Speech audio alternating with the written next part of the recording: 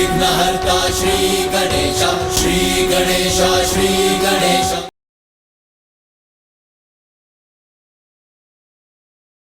आप मुझे कहाँ लेके जा रहे गणेश जी? मेरे मुख से भक्त कथाएं सुनने। नहीं आना आपके साथ, नहीं सुननी आपकी भक्त कथाएं। कोई लाभ नहीं होता गणेश जी, कोई लाभ नहीं होता।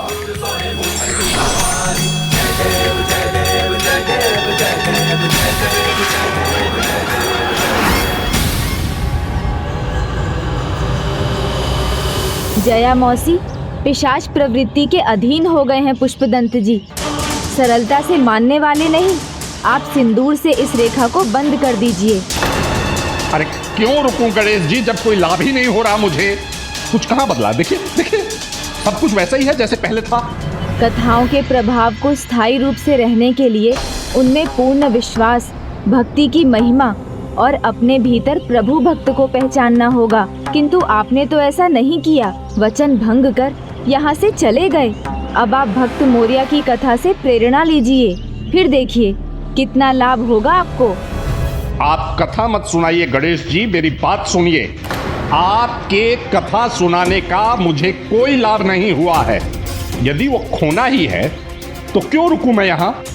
कहा ना, फिर से पिशाच हो गए मेरे हाथ। आपके हाथ पिशाची से साधारण और फिर पिशाची बने हैं, किंतु मैं आपको ऐसी कथा सुनाऊंगा जहाँ भक्ति और विश्वास से कटे हुए हाथ भी पूर्व समान हो गए। इसलिए ये कथा पूरे विश्वास से सुनिए। उचित है गणेश जी, किंतु मेरी एक शर्त है। वो शर्त ये है कि यदि जया सिंदूर के घेरे को बंद करेगी तो मैं नहीं सुनूंगा ये कथा, और अगली कहानी तभी सुनूंगा जब इस कहानी को सुनकर मेरे प्रश्न का उत्तर मिलेगा। ये शर्त पुष्पदंत जी की नहीं, उनकी पिशाच प्रवृत्ति की है, जिसे माने बिना मैं उन्हें कथा सुना नहीं सकता, और मान लेने पर पिशाच प्रवृत्ति कुछ ना कुछ अनुचित ही करेगी। उचित है, मुझे आपकी शर्त स्वीकार है। अच्छा तो सुनाइए गणेश जी, कौन था वो जिसके हाथ भंग होकर के वापस लौट आए थे? ये कथा है कनीपक्कम क्षेत्र की, जहाँ दो भ्राता वास करते थे, ऋषि लिखित और ऋषि शंख। दोनों ही राजगुरु के पद पर थे। लिखित छोटे भ्राता थे और वो राजा के विश्वास पात्र सलाहकार थे।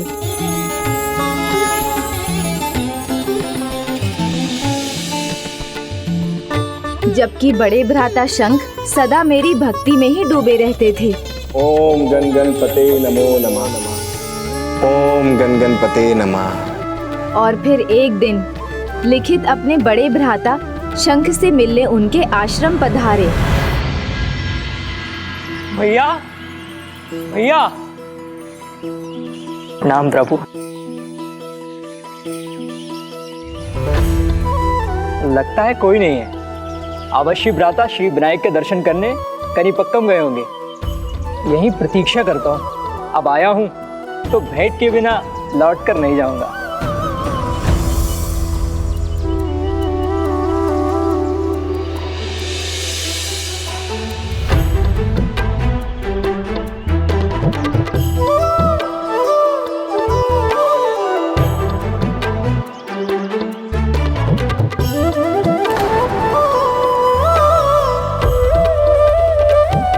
भैया को आने में समय लगेगा, क्यों ना समय का सदुपयोग कर लिया जाए।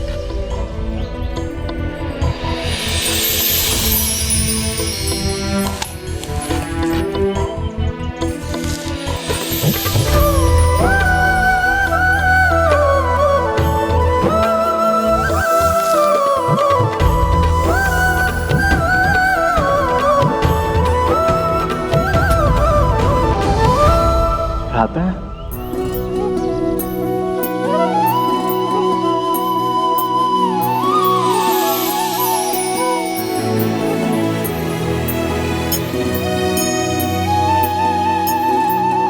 स्वागत है अनुज। अधिक प्रतीक्षा तो नहीं करनी पड़ी ना तुम्हें? और कोई विशेष कारण है आने का? भैया प्रतीक्षा करने में आनंद ही आया। और आपके वृक्ष के आम बहुत ही स्वादिष्ट थे। आप यहाँ नहीं थे तो आपसे बिना पूछे ही ले लिए।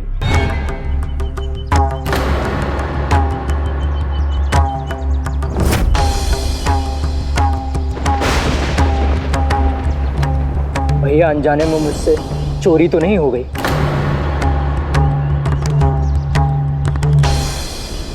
आप भ्राता बनकर नहीं, गुरु बनकर बताइए ना, ये जो कुछ भी मैंने किया धर्म के अनुसार था अथवा चोरी थी? भ्राता आप शांत हैं, अर्थात मुझसे अपराध हुआ है।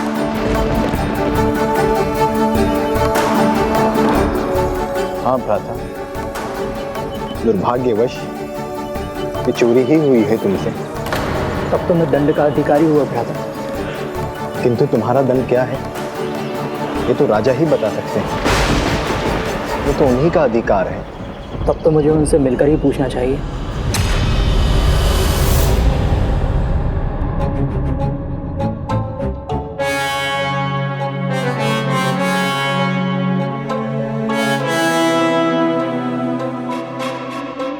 प्रणाम राजगुरु। प्रणाम। विराजी। राजन, एक अपराधी सम्मान का नहीं दंड का अधिकारी होता है। राजगुरु, ये क्या कह रहे हैं? ये कैसे संभव है? कैसे संभव है?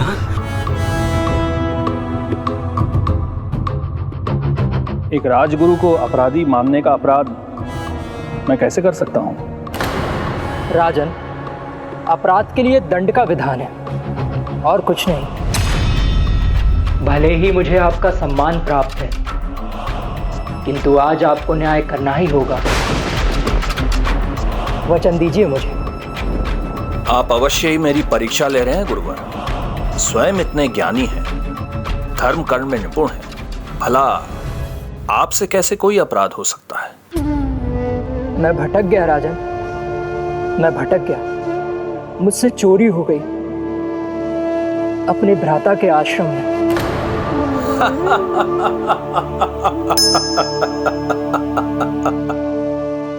अपने भ्राता के आश्रम से कुछ ले लेना चोरी नहीं कहलाती। नहीं राजन, नियम सभी के लिए समान होने चाहिए।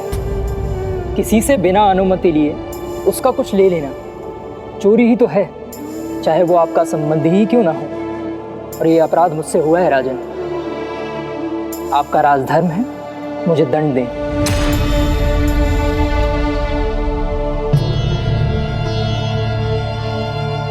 चोरी का दंड क्या है वो आपको ज्ञात है राजगुरु?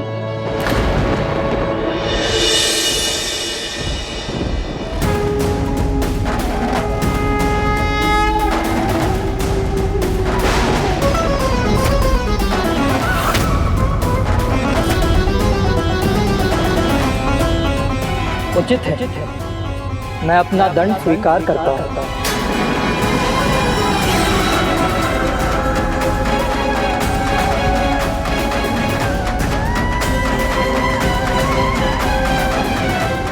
न्याय को सर्वोपरि रखने का वचन दिया था आपने राजन। अब न्याय कीजिए, क्योंकि यदि आज आपने मेरे साथ पक्षपात किया तो आपको फिर सभी को क्षमादान देना होगा। राजन, आप अपने कर्तव्य का पालन कीजिए।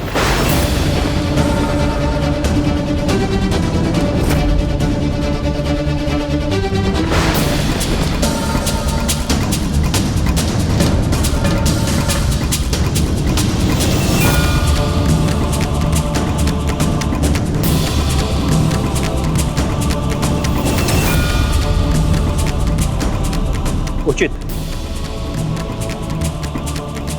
न्याय के अनुसार चोरी के अपराध में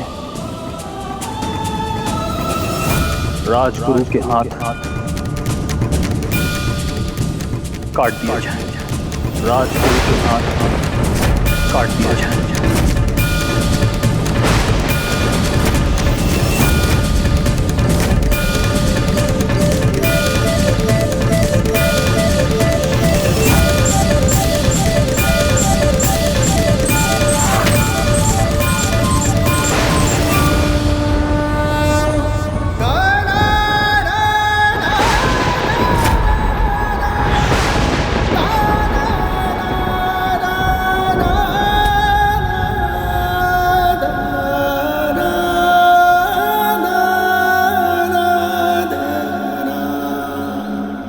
होता है धर्म का पालन।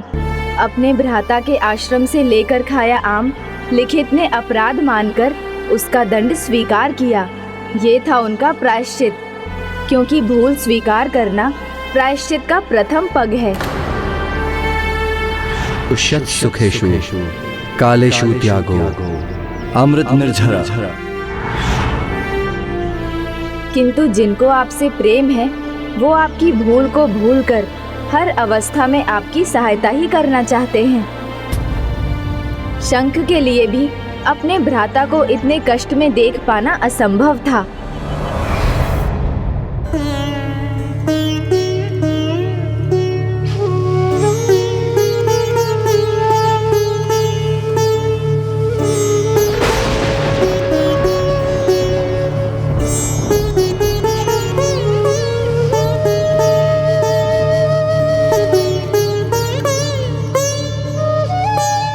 भ्राता, तुमने अपना धर्म निभाया, अब मुझे अपना धर्म निभाने दो। भ्राता, तुम्हारे सारे कष्ट दूर हो जाएंगे, तुम्हारा प्रायश्चित भी पूर्ण होगा। चलो भ्राता, मेरे साथ श्री विनायक के कनिपक्कम स्थल चलो। वहां प्रभु हमें हमारी भक्ति और सच्चाई दोनों का परिणाम अवश्य देंगे। उनकी कृपा से तुम्हें तुम्हारे हाथ पुनः प्राप्त होंगे। किंतु भ्राता, ये भला कैसे संभव है? संभव है, अवश्य संभव है, क्योंकि भगवान अपने भक्तों को कभी कष्ट में नहीं देख सकते। मुझे उन पर विश्वास है और विश्वास है मुझे मेरी भक्ति पर। चलो भ्राता, मेरे साथ चलो। अवश्य भ्राता, अवश्य।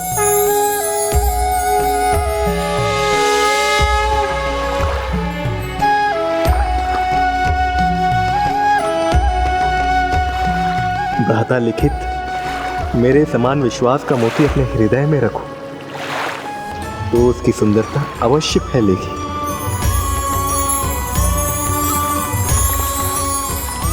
जय श्री विनायक। जय श्री विनायक।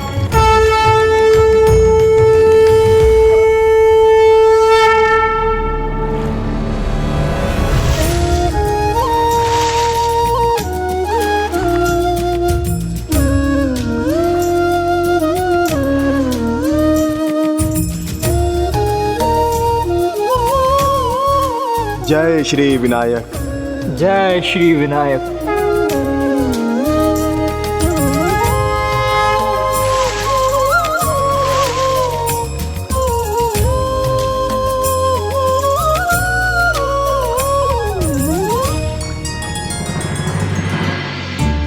है मेरे प्रभु, मेरे श्री विनायक, दया कीजिए, दया कीजिए हम पर। मेरे भ्राता से अनजाने में जो भूल हुई है उसका दंड भुगत चुका है वो।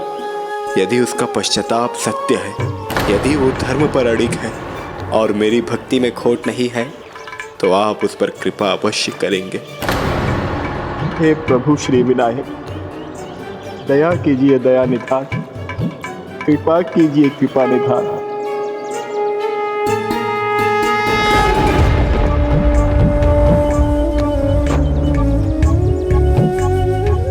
आपके वृक्ष के आम बहुत ही स्वादिष्ट थे, तो आपसे बिना पूछे ही ले लिए। मैं भटक गया, मुझसे चोरी हो गई अपने भ्राता के आश्रम। मैं अपना दंड स्वीकार करता हूँ। हे विनायक, मैं अपने हाथ जोड़कर आपकी पूजा करना चाहता हूँ, आपका चरण स्पर्श करना चाहता हूँ। मेरी सहायता कीजिए प्रभु, कृपा कीजिए। जय श्री विनायक।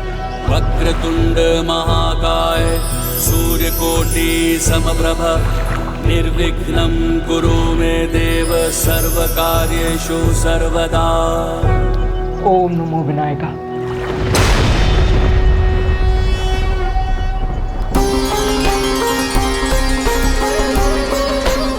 ओम नमो विनायका।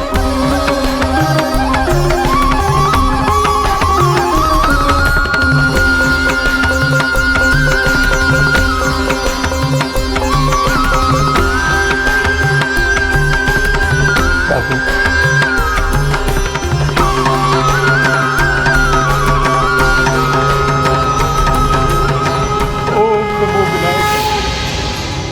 ओम नमो विनायक। अव्यावराधहस्ताः पाशादन्ताकर्षामला ओम नमो विनायक। परशु ओम नमो विनायक। अपने हाथ पाते ही लिखित ने सर्वप्रथम अपने भ्राता शंख के साथ कनिपक्कम विनायक मंदिर में मेरी आरती की और जिस नदी में लिखित को उसके हाथ वापस प्राप्त हुए वो बहुधा नदी सच्चाई, न्याय की समानता, अपने भाई के प्रति स्नेह और भक्ति की प्रतीक बनी। इसीलिए इस स्थान का इतना महत्व हुआ।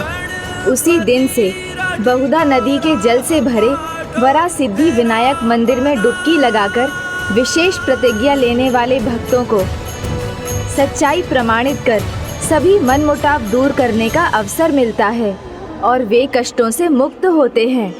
किंतु वो वरासिद्धि मंदिर इतना विशेष क्यों है? क्यों शंख की भक्ति से लिखित को वहाँ इतना बड़ा वरदान प्राप्त हुआ? कनिपक्कम वरासिद्धि विनायक स्वयंभू विनायक हैं। स्वयंभू विनायक?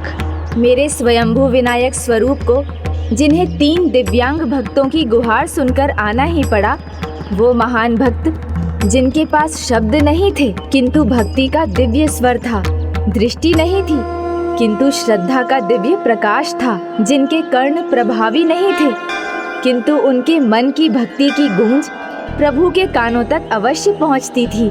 उनकी भक्ति में ऐसी पूर्णता थी कि उनके कल्याण के लिए उनके भगवान को स्वयंभू होकर प्रकट होना पड़ा। मेरी स्वयंभू प्रतिमा से कहीं अधिक उनकी अद्भुत भक्ति कारण बनी कनिपक्कम को दिव्य और महान पावन स्थल बनाने की। आश्चर्य! ये सब कैसे संभव हुआ गणेश जी? भक्त यदि ठान ले और पूरी निष्ठा से भक्ति के पथ पर चले तो फिर उसकी अपूर्णता भी उसकी बाधा नहीं रहती। किंतु ये कैसे हुआ, कब हुआ, हमें बताने की कृपा करें गणेश जी। हाँ सुनाई ना अपने उन 3 दिव्यांग भक्तों की कथाएं। एक समय था जब विहारापुरी नामक ग्राम में एक किसान की विधवा रहती थी जिसका स्वास्थ्य स्वयं अच्छा नहीं रहता था, किंतु फिर भी 2 कार्यों के लिए वो पूर्ण रूप से समर्पित थी, मेरी भक्ति और अपने 3 दिव्यांग पुत्रों की देखभाल। भोजन तैयार है, जाओ जाकर अपने भ्राताओं को बुलाओ। हाँ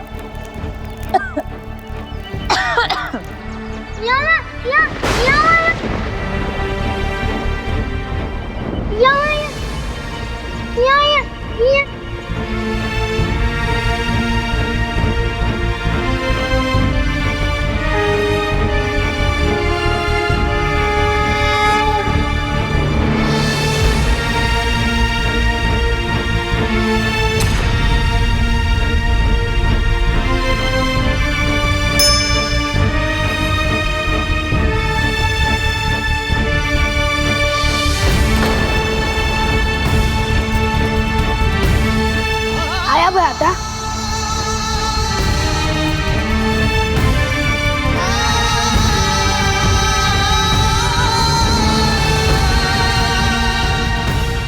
जिस परिवार में मेल हो वहाँ संतोष का निवास होता है। वहाँ थोड़े में भी सब खुश रहते हैं, किंतु उनके इन छोटे सुखों पर भी किसी की कुदृष्टि थी।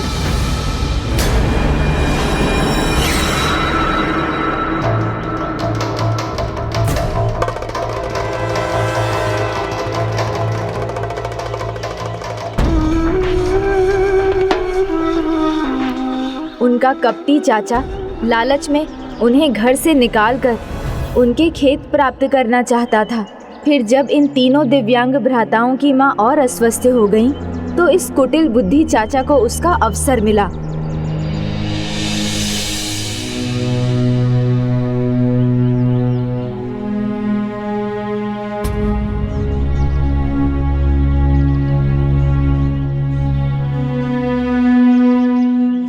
वह जी, आप कुछ कहते क्यों नहीं? माँ स्वस्थ तो हो जाएगी ना? हाँ हाँ, क्यों नहीं, स्वस्थ होंगी, अवश्य होंगी।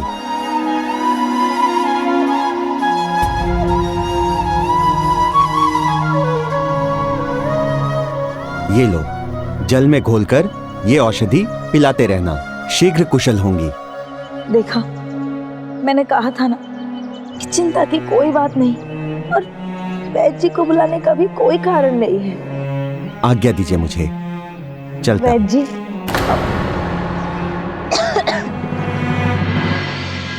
वैद्य जी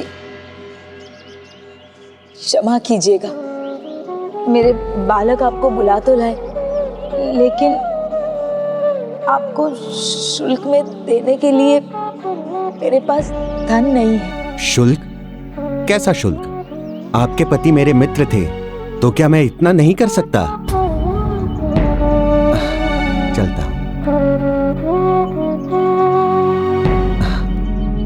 माँ, ये औषधि पी लो।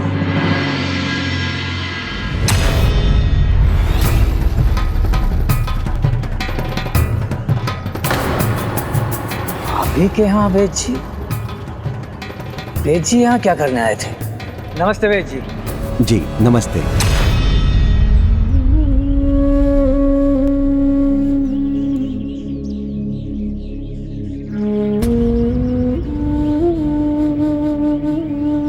नहीं माँ, तुम विश्राम करो, तुम आज कार्य नहीं करोगी। हाँ माँ, आप चिंता मत करो, हम भोजन की व्यवस्था कर लेंगे। मैं स्वस्थ हूँ।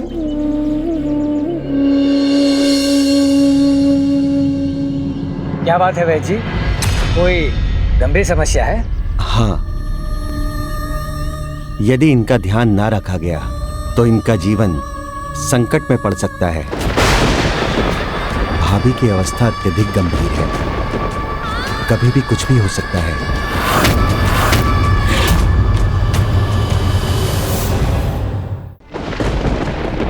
क्या? तो मेरे इन पुत्रों का क्या होगा?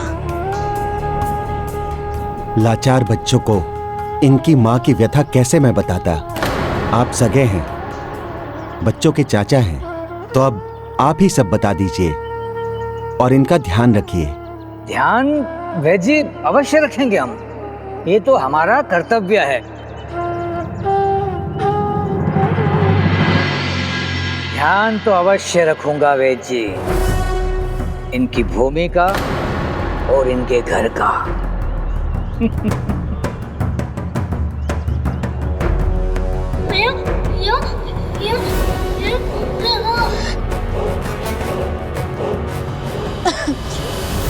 कुछ नहीं हुआ मुझे, कुछ नहीं हुआ।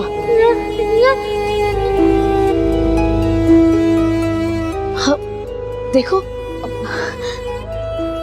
चिंता का कोई कारण नहीं है, कुछ नहीं हुआ है मुझे, और प्रभु विनायक है ना, सब कुशल कर देंगे, उनमें विश्वास रखो।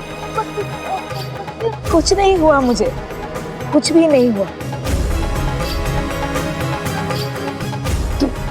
तुम लोग सब निश्चिंत रहो। हाँ, मैं भोजन पकाती हूँ।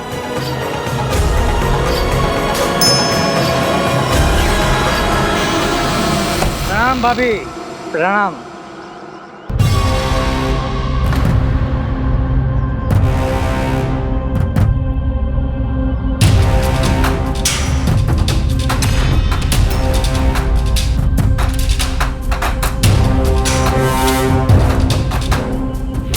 भाभी, आज स्वादिष्ट भोजन पकाना। देवर जी, यदि आप हमें हमारे घर से निकालने की मंशा से आए हैं तो। अरे भाभी जी, कैसी तबीयत है अभी, बताइए। वैसे दिखने में तो आप स्वस्थ लग रही हो। ये तो वैद्य जी है कि व्यर्थ में मुझे भयभीत करके चले गए। वैद्य जी से कह दीजिए मैं कुशल हूँ और मुझे कुछ नहीं हुआ।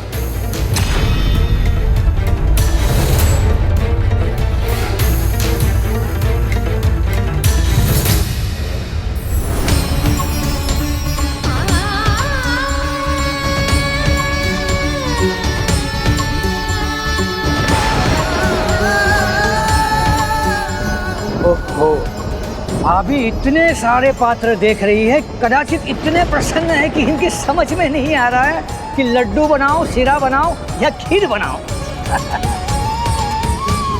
क्या हुआ भाभी जी, सारे पात्र खा लिए?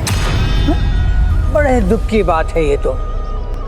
लगता है आज भी देवर को भाभी के घर से भूखे ही जाना पड़ेगा और ये बालकों को भी भूखे पेट ही सोना पड़ेगा।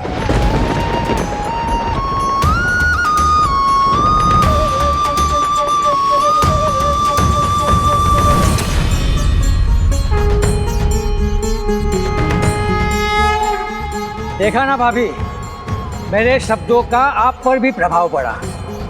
कुछ तो ढूंढ ही लिया आपने, लेकिन मैं भी तो देखूं कि क्या है इसमें। दिखाइए भाभी, मुझे देखने तो दीजिए क्या है। बूंदी है कि मेवा है? अरे ये तो मुट्ठी भर चने का आटा है। ये तो ऐसी बात हो गई कि खोदा पहाड़ और निकली चूहिया।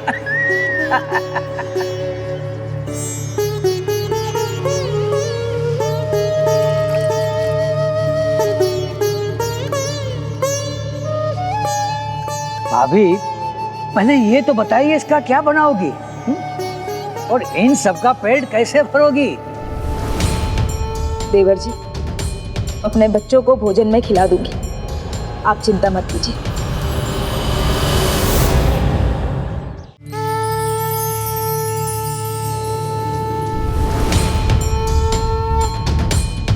भूखे नहीं सोएंगे मेरे बच्चे, ये उनके लिए बहुत है। लो पुत्र।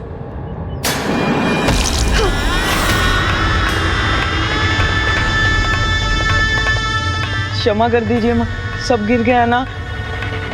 अब तो भूख मिटने की आशा भी नहीं रही भाभी जी। चलो भाभी जी, चलता हूँ। भूख के मारे बच्चे बेचारे।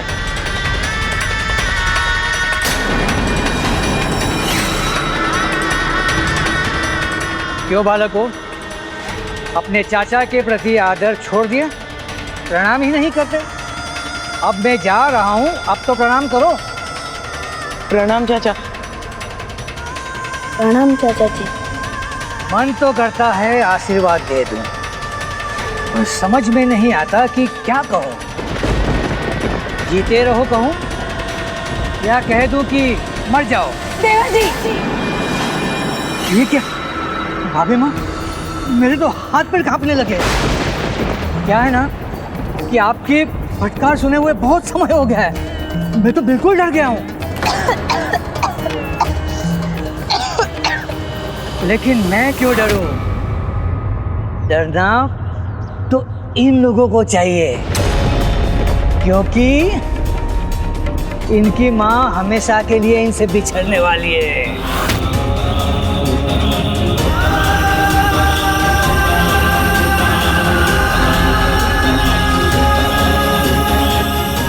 सुना तुमने बालकों, मैंने क्या कहा?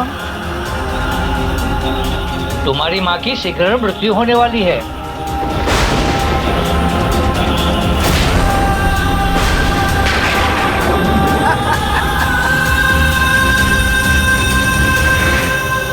देवर जी, ये क्या कर रहे हैं आप? जो है सो है। मैं तो इन्हें सत्य का परिचय करवा रहा हूँ। और भाभी, प्रतिदिन मृत्यु का सामना करने से तो अच्छा है कि मृत्यु एक बार आ जाए, बस। भाभी जी, जो ना बोल सकता हो, ना सुन सकता हो, ना देख सकता हो, भला आपके जाने के बाद अपना जीवन कैसे व्यतीत करेंगे? कि कभी आपने सोचा है कि अगर आपको कुछ हो गया तो आपके जाने के बाद इनका क्या होगा? सोचा है कभी? मेरा तो यही मानना है कि तड़प के मर जाने से अच्छा है एक ही बार मृत्यु को स्वीकार कर लो। यदि आप अपनी मृत्यु के बाद इन्हें तड़पते हुए नहीं देखना चाहती हैं, तो फिर इस समस्या का हल है हमारे पास। भाभी जी, आपको और कुछ नहीं करना है, बस धतूरा ले आओ, आप खाओ और इन्हें भी खिलाओ। फिर सभी लोग आराम से खाकर हमेशा के लिए सो जाओ।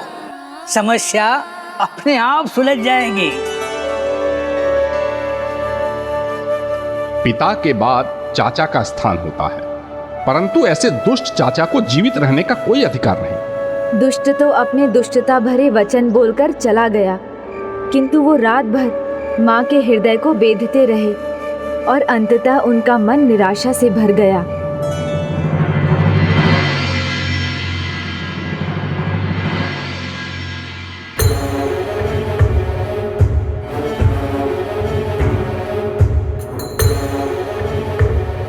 तड़प के मर जाने से अच्छा है एक ही बार मृत्यु को स्वीकार कर लो। धतूरा ले आओ, फिर सभी लोग आराम से खाकर हमेशा के लिए सो जाओ।